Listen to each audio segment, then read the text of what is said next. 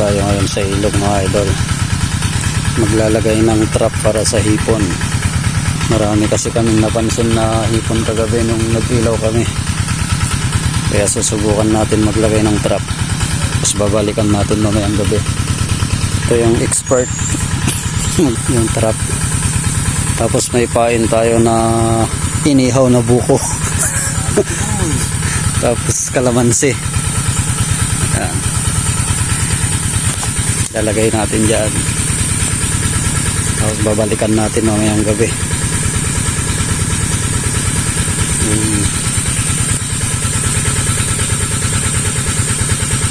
Dahil kagabi nung nag-ilaw kami mga idol, ang dami naming napansin na mga hipon.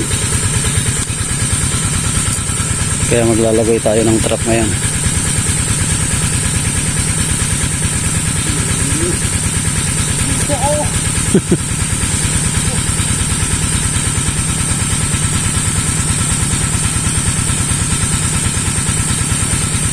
Sumrek na pa'y tamot ati ko. Paltat po na wa. Keyword. Yan yung una natin nilagay mga idol. Ano yung pangalawa? Natarap natin. Lalagyan ng takip para hindi sila matakot. Yan, pangalawa. Man. Yung pangatlo. Natarap natin. Yung pain lang mga idol ay ano, yung inihaw na buko at saka kalamansi.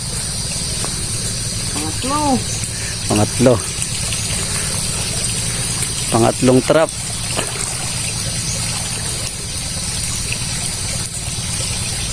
Yun. Sana maraming huli mamayang gabi.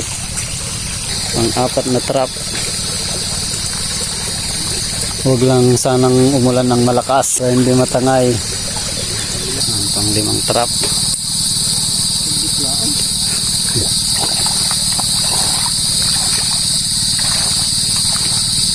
May isa ko lang gawin dyan muna tayo. May sagod-sagod.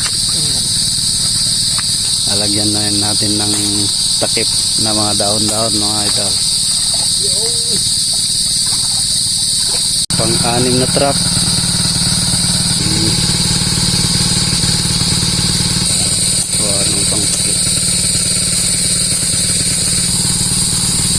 Yun. Ito na yung pang-pito na trap natin. Lagay natin dyan.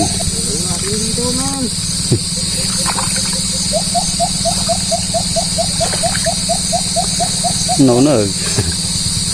Nalagyan ng bato para hindi tangayin ng agos.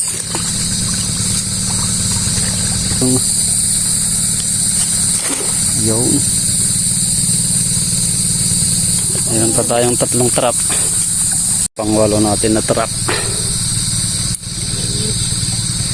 Yan. Yan.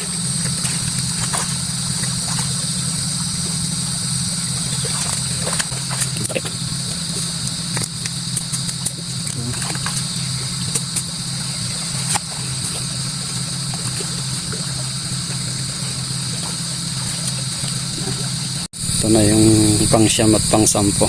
Lagay na natin dito dalawa. Dahil malawak naman ito. Tapos balikan natin mamayang gabi. Sana pumaldo.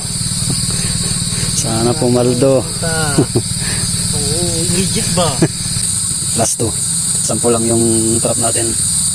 Dito nilagay dalawa. May diferensya yung isa. Yung doon na ilagay yung isa mga idol.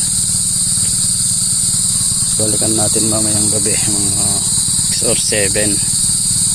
Sana maraming mahuli. Ayun na yung pang-sampo. Last na trap natin. Sana hindi umulan ng malakas para hindi tangayin. Yan na, tapos ng 10 na trap. Pang-sampo. Nalagyan ng takip na daon-daon.